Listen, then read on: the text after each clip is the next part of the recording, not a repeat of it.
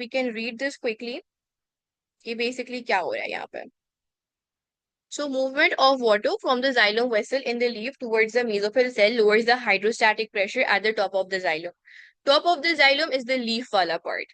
Leaf की जो xylem है जब वो अपना वाटर दे देती है मेसोफिल सेल्स को तो हमारे पास टॉप ऑफ द जाइलम में हाइड्रोस्टैटिक प्रेशर लो हो जाता है.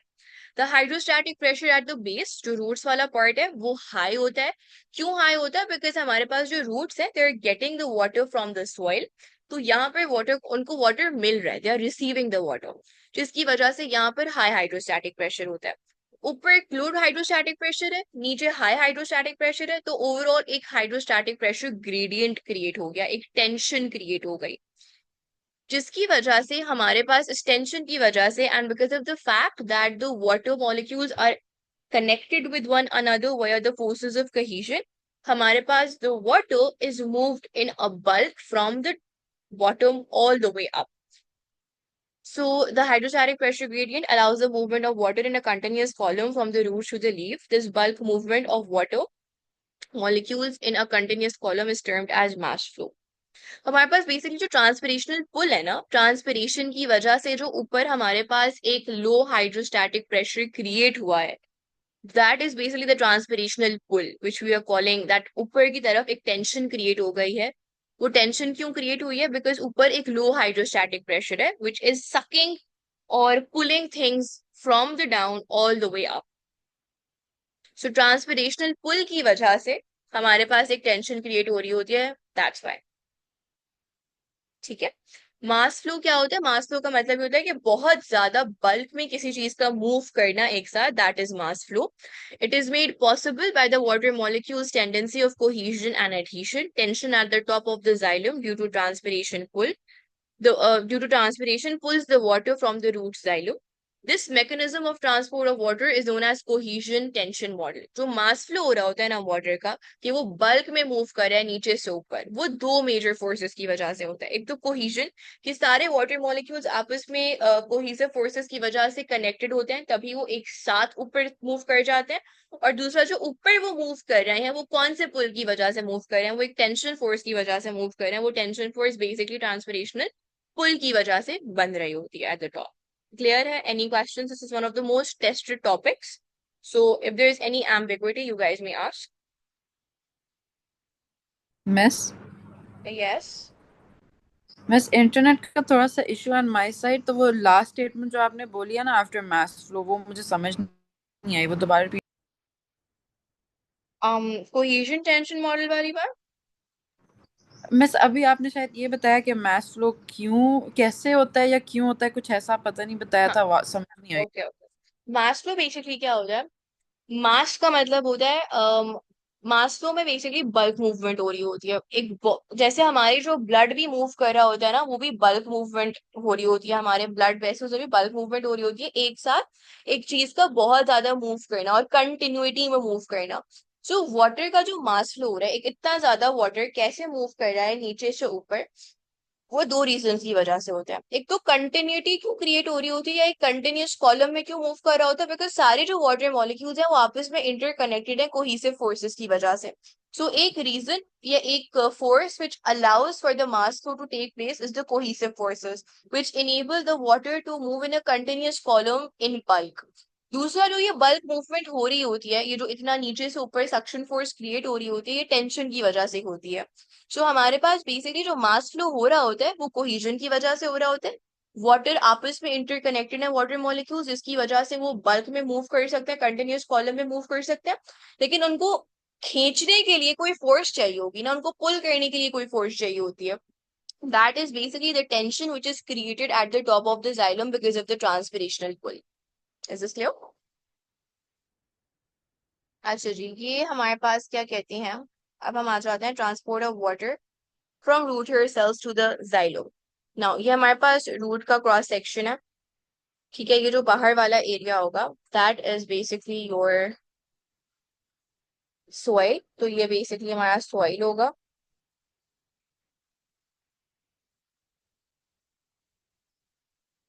जिसपे हमारे पास क्या होंगे? वाटर एंड मिनरल होंगे.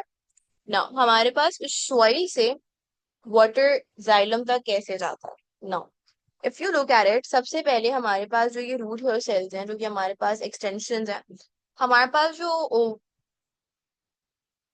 वाटर है, सबसे पहले वो रूट हेयर सेल्स में आता है। कैसे रूट हेयर सेल्स में आता है? हमारे पास सबसे पहले मिनरल्स की एक्टिव ट्रांसपोर्ट होती है। हमें सॉइल से मिनरल्स चाहिए होते हैं और हमें सॉइल से वाटर चाहिए होता है। तो हमारे पास सबसे पहले क्या होता है, हमारे पास मिनरल्स जो है ना, वो रूट हेयर सेल्स में एंटर करता है।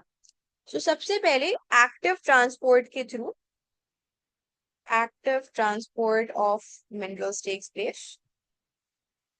सबसे पहले हमारे पास होता है active transport of minerals from soil to root hair cells. Now हमारे पास जो मिनरल्स हैं, they are solutes, they are solids. तो हमारे पास जब मिनरल्स एंटर कर जाते हैं रूट हेयर सेल में, तो हमारे पास क्या कहते हैं, the water potential of the root hair cells would decrease because solute concentration increase कर गई है. So because the solute concentration has increased as a result of the active transport of minerals, हमारे पास root hair cells का जो water potential है वो decrease कर जाता है.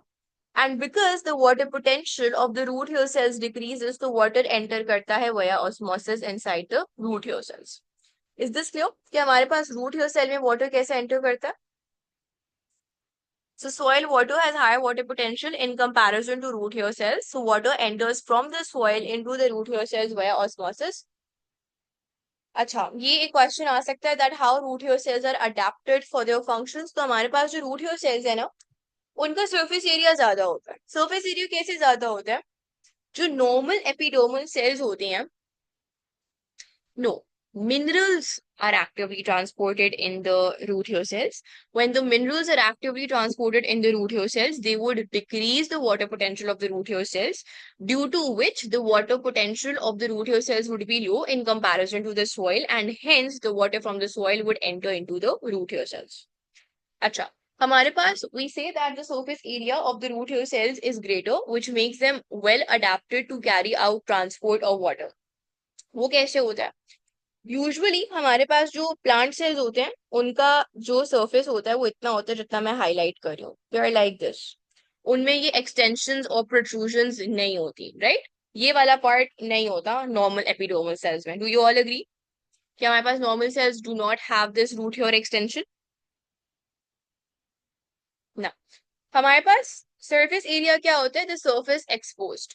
हमारे पास रूट हेयर सेल्स का ये जो रूट हेयर है, it's basically a cytoplasmic extension. Root hair अगर आपसे कोई पूछे define root hair, it is basically the cytoplasmic extension of the root epidermal cells. तो हमारे पास ये जो एरिया है ना रूट हेयर वाला, ये एक एक्सटेंडेड एरिया है, जिसकी वजह से the surface exposed to the soil is increased. ठीक है, तो हमारे पास the surface area required for water absorption is increased by the presence of root hairs, which are the cytoplasmic extensions of the epidermal cells. Now, once the water is inside the root hair cells, let's say ये हमारा root hair cell है, इसके बाद हमारे पास क्या है, cortex के cells हैं। ठीक है, we have the cells of the cortex.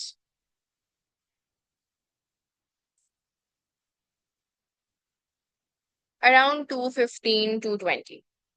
We're just left with one little part and then we'll call it a day.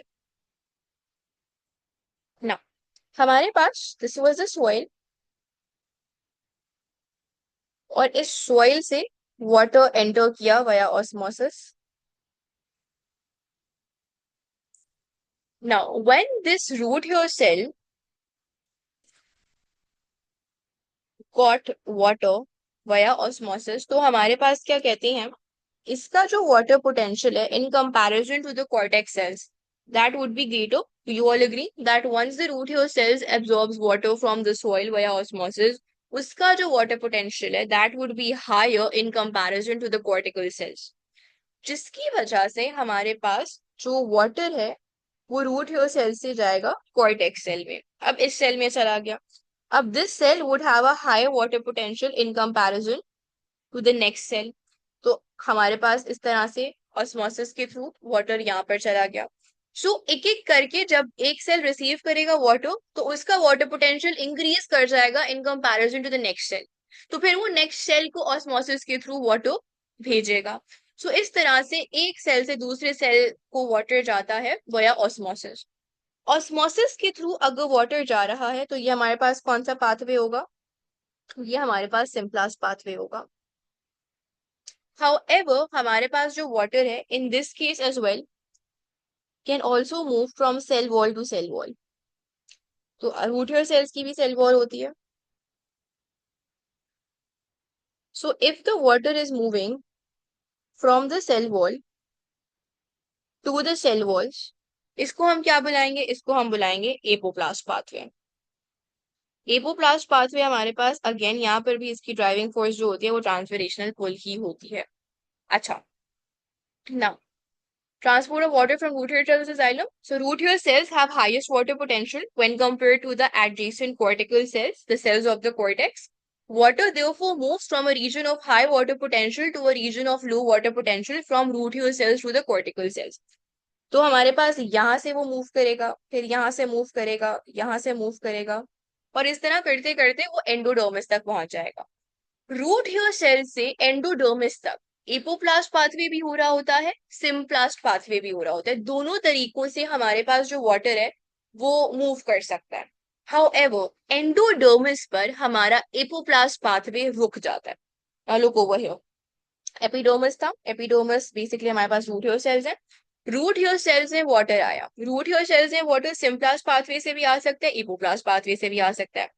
फिर रूट हेयर सेल्स जब अपने एडजेसेंट कॉर्टेक्स सेल्स को क्या कहते हैं, वो दे रहे होते हैं, वाटर दे रहे होते हैं, तो वो भी कॉर्टिकल सेल्स में ईदर वया एपोप्लास्ट पाथवे या वया सिम्प्लास्ट पाथवे वाटर ट्रांसफर कर सकते हैं।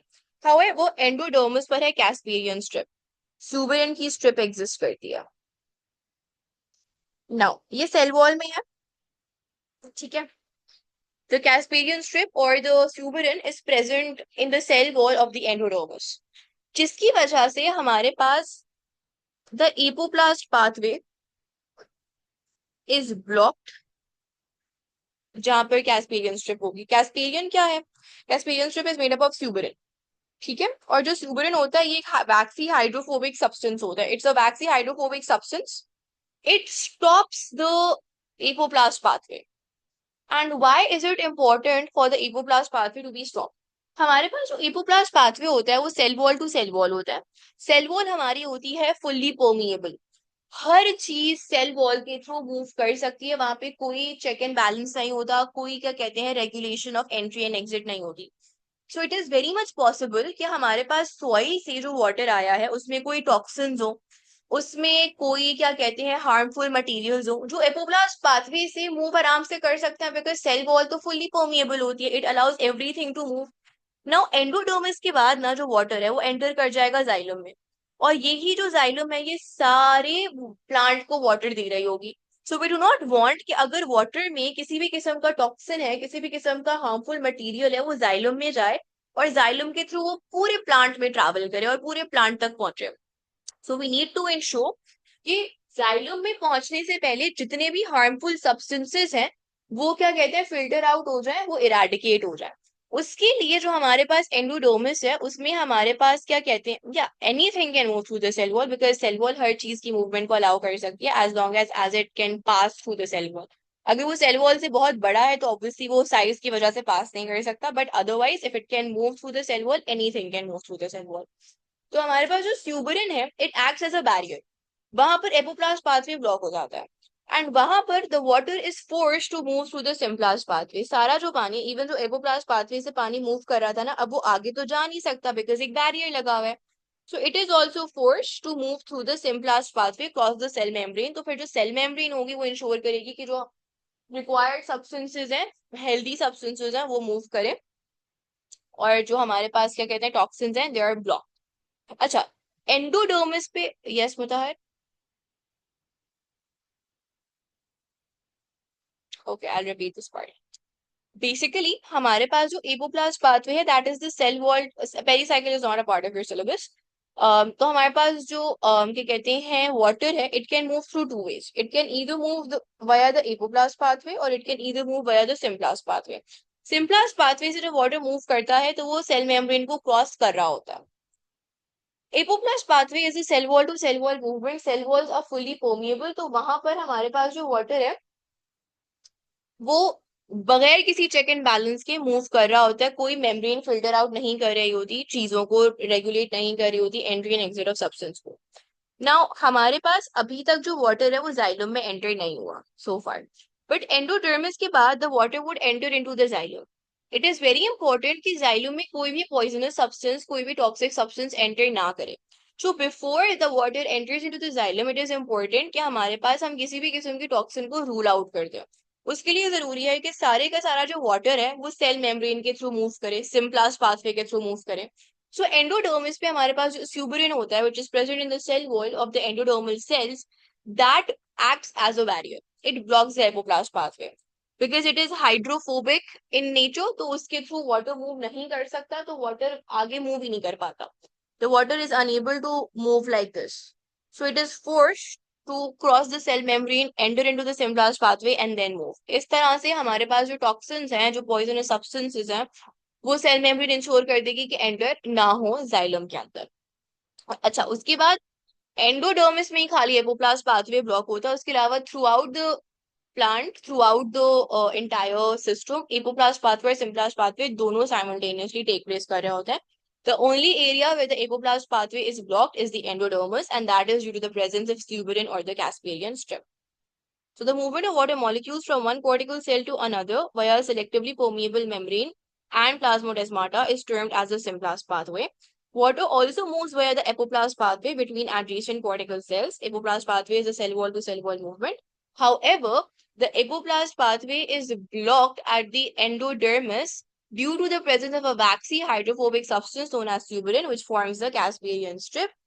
At the endodermis, all water molecules must enter via symplast pathway. It filters soluble toxins and unwanted ions before water enters the xylem. Is this clear?